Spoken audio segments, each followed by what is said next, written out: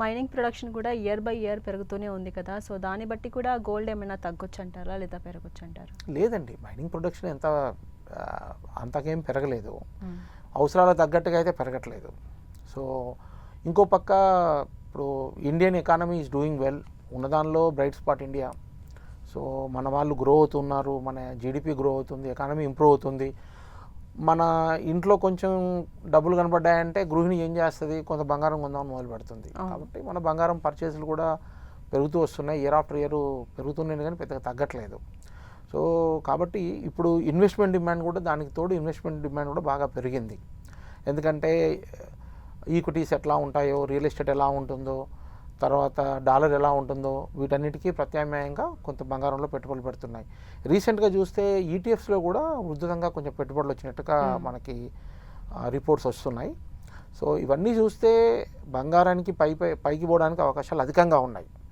Correction అవ్వచ్చు, 85,000 to 87,000 వరకు కూడా రావచ్చు. వస్తే that's a good time to probably కొంత కొనొచ్చు.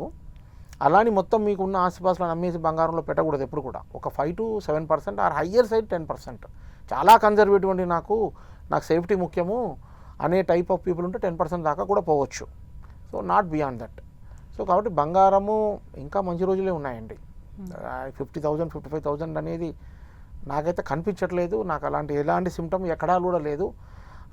Maybe very difficult to predict. అది 55,000 ఇప్పట్లో అయితే రాదు. అండ్ ఇంకోటి ఏంటంటే సార్, మీరు చెప్పినట్టుగా ఇప్పుడు 55 కావచ్చు, వాట్ ఎవర్ ఇట్ మేబీ 85 కావచ్చు, మైనింగ్ ప్రొడక్షన్ అనేది ఏ స్థాయిలో ఉంటే ఆ కాస్ట్ అనేది రీచ్ అవ్వచ్చు? కాస్ట్ ఆఫ్ ప్రొడక్షన్ కూడా బాగా పెరుగుతుందమ్మా ఇప్పుడు. ప్లస్ అంత సప్లై లేదు, మీకు మైన్స్ కూడా అన్నీ లేవు, అంతగా మనకు అవసరం ఉన్నంత ప్రొడ్యూస్ చేసే అంత లేదు.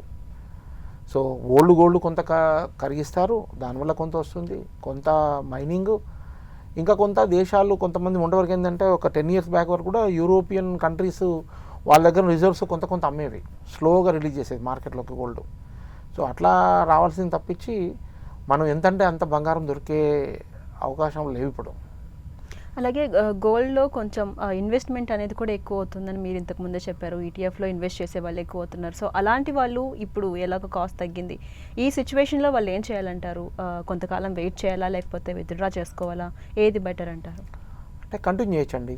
ఎస్ఐపి మోడ్లో పెట్టే వాళ్ళకైతే ఈటీఎఫ్స్లో కంటిన్యూ చేయొచ్చు. ఈటీఎఫ్లో పెట్టినా కానీ ఫిజికల్గా మీరు బిస్కెట్ రూపంలో గోల్డ్ కొనే వాళ్ళైనా కానీ you can continue that. So ఎందుకంటే రానున్న రోజుల్లో అట్లీస్ట్ 1 to 2 years అయితే బంగారానికి పాజిటివ్గానే ఉండేట్టుగా కనబడుతుంది. సో గ్లోబల్గా పరిస్థితులు బాగాలేవు. ఇప్పుడు ట్రంప్ టారిఫ్స్ అన్నాడు. సో ఎప్పుడైతే ఎకానమీస్లో రిసెషన్ కానీ, ఎకానమీస్లో వర్రీస్ కానీ కనబడతాయో, ఎప్పుడైతే యుద్ధ భయాలు కనబడతాయో, ఎప్పుడైతే డాలర్ వీక్ అవుతూ ఉంటుందో, అప్పుడప్పుడల్లా బంగారంకి మంచి రోజులు వస్తాయి, రెక్కలు వచ్చేసి ఎగురుతూ ఉంటుంది. సో లాస్ట్ ఇయర్ విపరీతంగా పెరిగింది, చూసాం మనము. సో కాబట్టి అంటే అదే రకంగా 30% 35% రిటర్న్స్ ఎవ్రీ ఇయర్ వస్తుందని కాదు. సో అట్లీస్ట్ మీ లాసులు రావు, పెద్దగా స్టెబిలిటీ ఉంటుంది, ఎంతో కొంత గ్రోత్ ఉంటుంది, అంతవరకు అయితే మనం చెప్పొచ్చు బంగారం. అదేవిధంగా